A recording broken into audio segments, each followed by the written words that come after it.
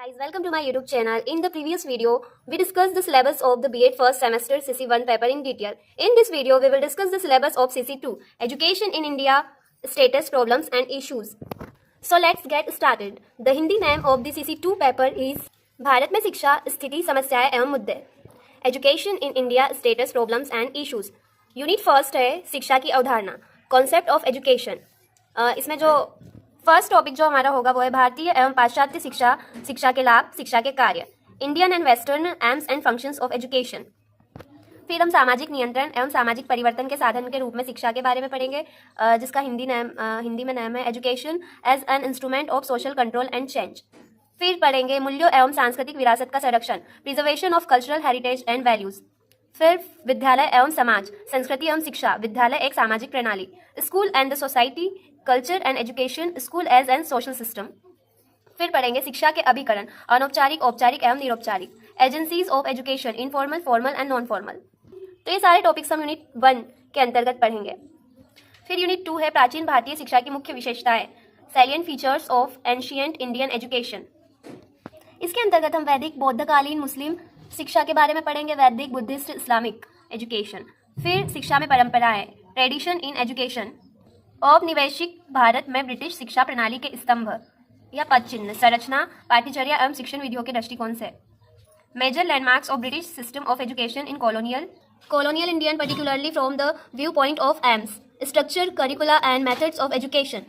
फिर राष्ट्रीय शिक्षा प्रणाली के उद्भव हेतु प्रयास के बारे में पढ़ेंगे, effort towards evolving a national system of education. फिर आती है यूनिट 3 जिसका नाम है माध्यमिक शिक्षा, सेकेंडरी एजुकेशन. माध्यमिक शिक्षा के सामान्य लक्ष्य, उद्देश्य तथा संरचना, स्वतंत्रता की समय अवधि के पश्चात शिक्षा के संवैधानिक प्रावधान, माध्यमिक शिक्षा आयोग 1952-53, भारतीय शिक्षा आयोग 1964-66, नई शिक्षा नीति 1986 एवं कार्यान्वयन कार्यक्रम 1992. इंग्लिश में general AIIMS and objectives of secondary education and structure education during post independence period, constitutional Provisions for Education, Secondary Education Commission 1952-53, Education Commission 1964-66, New Education Policy 1986 with Program of Action 1992.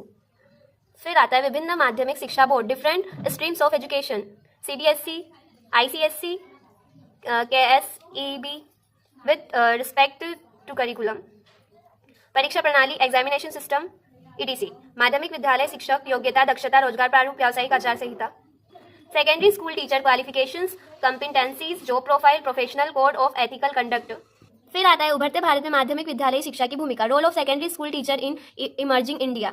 फिर आती है unit 4 जिसका नाम है शिक्षक, शिक्षा एवं माध्यमिक विद्यालय पाठ्यचर्या, teacher, education and secondary school curriculum.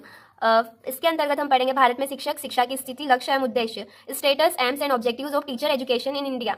फिर NCERT, CTE, ISE की भूमिका एवं उत्तरदायित्व, role and responsibilities of NCTE, NCERT, CTE, IASE and DSERT. फिर शिक्षक, शिक्षा के क्षेत्र में व्यावसायिक संगठन, professional organisation in the field of teacher education.